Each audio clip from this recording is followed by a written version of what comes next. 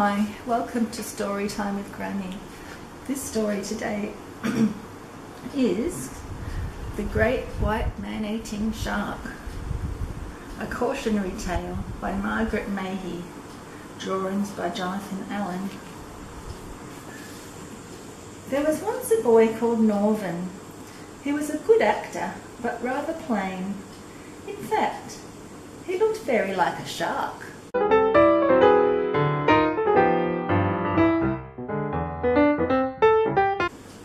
He had small, sharkish eyes, a pointed, sharkish head, and sharp, sharkish teeth.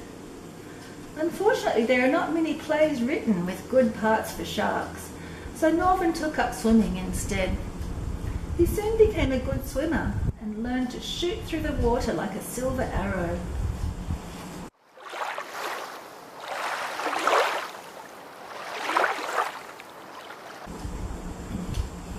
Norvin lived near a wonderful bathing beach called Caramel Cove, but he had to share it with lots of other swimmers. When Norvin tried shooting through the water like a silver arrow, the other swimmers got in his way.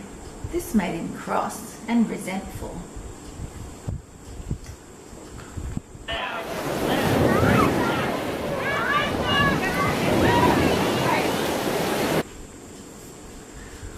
What's the use of being able to shoot through the water like a silver arrow if everyone gets in my way? He thought. So he came up with a wicked plan.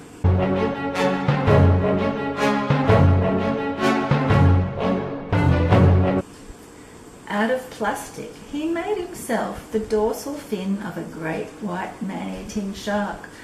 Then he strolled around the headland, thought a few sharkish thoughts, and strapped it on and slid into the clear blue water.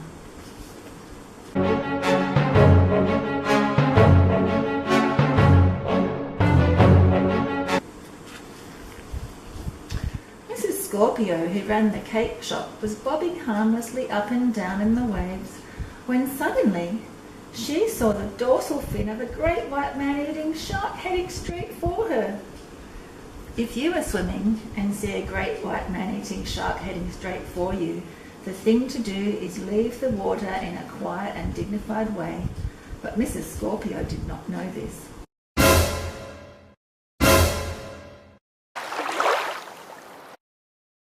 "Shark! Shark!" she yelled, and flung herself onto the sand, screaming and kicking with terror.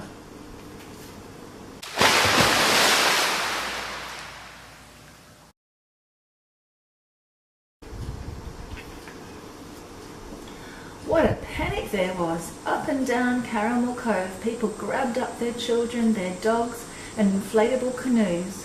Within moments, the sand was crowded with dripping bodies, and the sea was completely empty.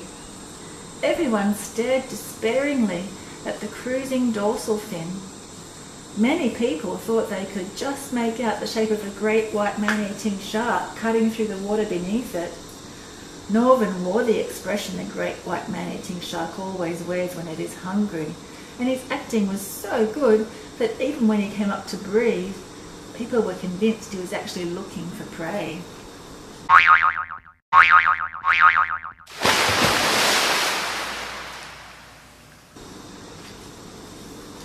It was a very hot day, but nobody dared go swimming again.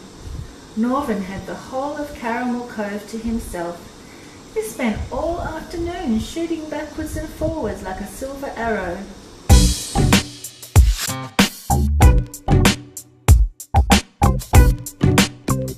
Everyone else watched enviously, sighing and rubbing suntan cream onto one another.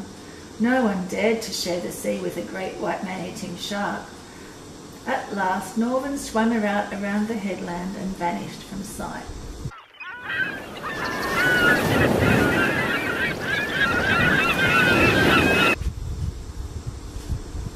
After that, everyone except Norvin was too scared to go swimming at Caramel Cove. "Norvin, come out at once," his friends cried. "There is a great white man-eating shark hanging around these parts." Norvin laughed. "Nonsense," he said. "It's probably only a whale shark. or even a basking shark, and they're vegetarians, you know. Norvin had the entire beach to himself for 3 whole days.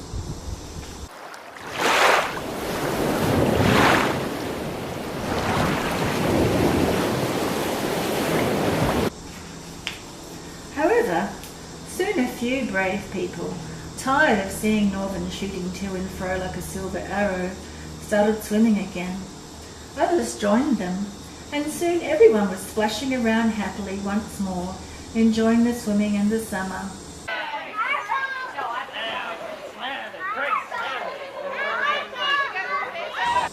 But Norvin had grown used to having the beach to himself. He strolled around the headland, put on his dorsal fin and swam into Caramel Cove.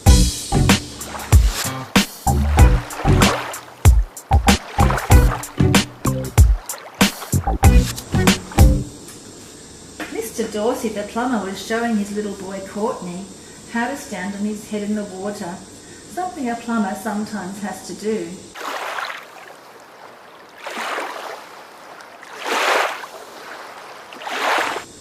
Suddenly, he found himself nose to nose with Norvin. He did not recognise Norvin, of course. He thought he was nose to nose with a great white man-eating shark. If you find yourself nose to nose with a shark, the thing to do is leave the water quietly, just as if your only thought was to rub in more suntan lotion. Mr. Dorsey did not know this.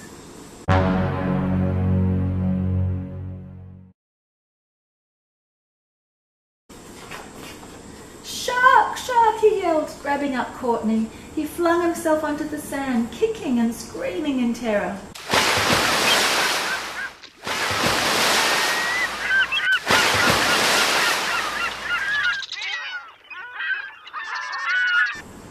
Within minutes, Norvin had all the beach to himself once more. No one dared to go swimming for a week at Caramel Cove. No one except Norvin, that is. He shot to and fro like a silver arrow, while others watched longingly from the beach. Soon they could stand it no longer. A few brave people decided to take a risk, and Caramel Cove was once more splashing and bubbling with happy swimmers. Norvin, however, was becoming greedy. He wanted Caramel Cove all to himself all the time. So he strolled around the headland, put on his dorsal fin once more. Then he swam back into Caramel Cove, laughing to himself as he thought of all the terror he would cause.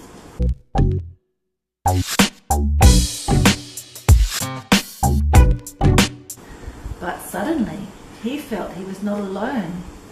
Someone was swimming beside him. Who could it be? He looked out of the corner of his eye. There, nuzzling up to him, was a great white man-eating shark, a female. Norvin was such a good actor that he did not realise he was merely pretending to be a shark. She gave him a very loving glance. "You are the shark of my dreams," she said. "Marry me at once, or I shall lose my temper and bite you."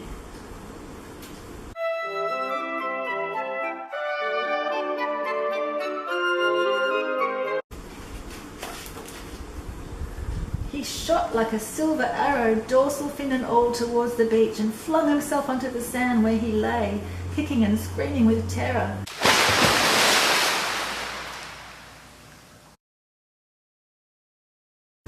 Everyone could see at a glance just what Norvin had been up to. The people of Caramel Cove put up a shark net across the mouth of the bay, but for the rest of the summer, Norvin sat on the beach, watching the other swimmers shoot backwards and forwards like silver arrows. He had had such a terrible shock that, shark net or not, he was too frightened to go swimming for a long, long time. Though he was a plain boy, he had made rather a good-looking shark, and I think he was very wise not to take any dangerous chances. And that's the end.